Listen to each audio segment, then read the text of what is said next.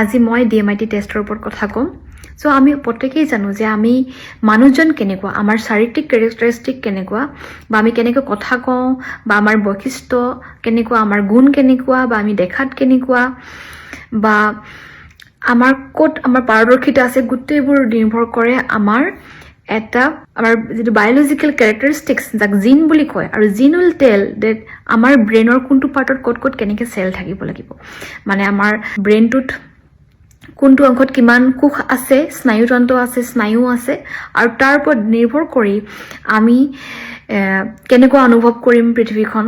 প্ৰত্যেকে বেলেগ বেলেগ অনুভৱ কৰে পৃথিৱীত কোটি কোটি মানুহ আছে আৰু প্ৰতিজন মানুহে বেলেগ বেলেগ অনুভৱ কৰে আৰু প্ৰতিজন মানুহে বেলেগ বেলেগ ধানটোৰ প্ৰতি কণটো মানুহটোৰ প্ৰতি মনটো গতিকে আমি নিজক চিনি পোৱাটো বহুত দৰকাৰ কিন্তু আমি নিজক কেনেকৈ চিনি পাম আমি আমাৰ অভিজ্ঞতাৰ পৰা আমি কেনেকৈ অনুভৱ কৰিছো কোনটো পৰিস্থিতিত কেনেকুৱা ফিল কৰিছো হেতুৰ পৰা অনুভৱ কৰি আমি নিজক চিনি পাওঁ আৰু নিজক চিনি পাওঁতে কোন টাইম লাগে হয়তো কাৰোবাক 40-50 বছৰলৈকে নিজকে চিনিয়ে পোৱা নাই আৰু কিছুমানে কম বয়সতে নিজকে চিনি পালে তো কিছুমানে কম বয়সতে পালে বা কিছুমানে টাইম লাগিলে সকলো নিৰ্ভৰ কৰে আমাৰ ব্ৰেইনটোৰ ওপৰত আমাৰ জিনখিনিৰ ওপৰত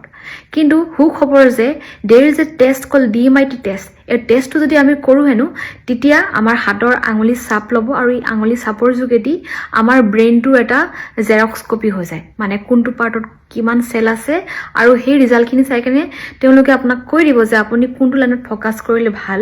বা আপোনাৰ গ্ৰোথৰ কাৰণে আপোনাক কেনেকুৱা এটা পৰিৱেশৰ দৰকাৰ তো সেই মতে আপুনি নিজকে এটা উপযুক্ত পৰিৱেশ দিব আৰু নিজকে আপুনি ডেভেলপমেন্ট কৰিব পাৰিব নিজৰ স্কিল ডেভেলপমেন্ট কৰিব পাৰিব and same goes to Euro children ঘৰত আপোনাৰ যদি ল'ৰা ছোৱালী আছে তেওঁলোকক কেনেকুৱা পৰিৱেশত গঢ় দিব লাগিব আপুনি গম পাব আৰু অযথা আপোনাৰ দুচিন্তা নাইকিয়া হ'ব তেনেকুৱা কাৰণ আপুনি আপোনাৰ সন্তানটোক আপুনি চিনি পাইছে তাৰ ব্ৰেইনৰ ষ্ট্ৰাকচাৰটো আপুনি গম পাইছে গতিকে আপোনাৰ expectation will be as per the children's brain structure আৰু আপুনি সুখী হ'ব কাৰণ আপোনাৰ expectation will be under that domain আৰু বাচ্চাটো সুখী হ'ব কাৰণ সি ভাল পোৱা বা তাই ভাল পোৱা কামখিনি আপুনি কৰিব দিছে আৰু তাৰ জন্মগত যিখিনি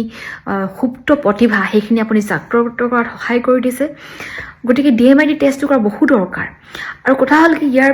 এই টেষ্টটো মানে দাম 5000 টকা হয়তো আমাৰ ভাৰতীয় সাধাৰণ মানুহৰ কাৰণে 5000 টকা বহুত দাম কিন্তু উপায় নাই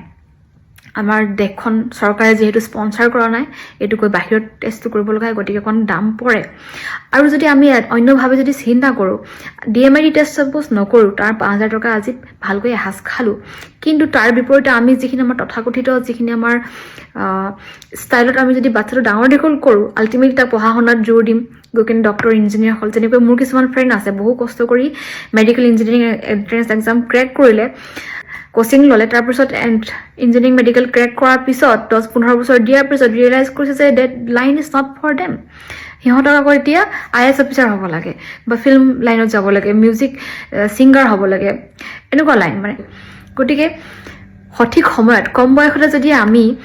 নিজৰ ব্ৰেইনটো যদি আমি চিনি পাওঁ নিজৰ সন্তানৰ যদি ব্ৰেইনটো চিনি পাওঁ তেনেহলে আমি এটা সঠিক পৰিৱেশ দিব পাৰিম আৰু আমি সেই লাইনটোতে নাম্বাৰ 1 হ'ম কাৰণ আমি সদায় ডাঙৰ সপোন দেখিব লাগে আমাৰ এজন শিক্ষাগুৰু কৈছিলে যে যি লাইনে লোৱা তাত নাম্বাৰ 1 হ'ব লাগিব নাম্বাৰ 1 নহলে মিডিয়কাৰ হলে আমাৰ ইণ্ডিয়ান নিচিনা এখন ঠাইত সাৰ্ভাইভ কৰা বহুত কঠিন কাৰণ ইমান বেছি কম্পিটিশন গতিকে আমি কোনটো লাইনত আমাৰ বেছি কেপাসিটি আছে কেপাবিলিটি আছে হেতু আমি জনা বহুত দৰকাৰ আৰু যদি আপোনাৰ বয়সো যদি হৈ গৈছে 30-40 বছৰ হৈ গৈছে এতিয়াও দেৰি হোৱা নাই কাৰণ there is nothing called perfect age perfect time কাৰণ everything is perfect কাৰণ জীৱন মানেনো কি জীৱনটো হৈছে বৰ্তমান সময়টোৱে কাৰণ ভৱিষ্যত আৰু বেছি বুঢ়া হৈ যাম তেতিয়া আৰু বেছি ইনকেপেবল হৈ যাম তাৰ তুলনাত আজি মই কেপেবল গতিকে সকলোৱে আমি DMIT টেষ্ট কৰা উচিত আমি DMIT টেষ্ট কৰিব লাগে আৰু তেতিয়া আমি নিজে সুখী আমাৰ ফ্যামিলি সুখী হ'ব আৰু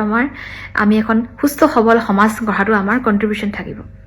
ধন্যবাদ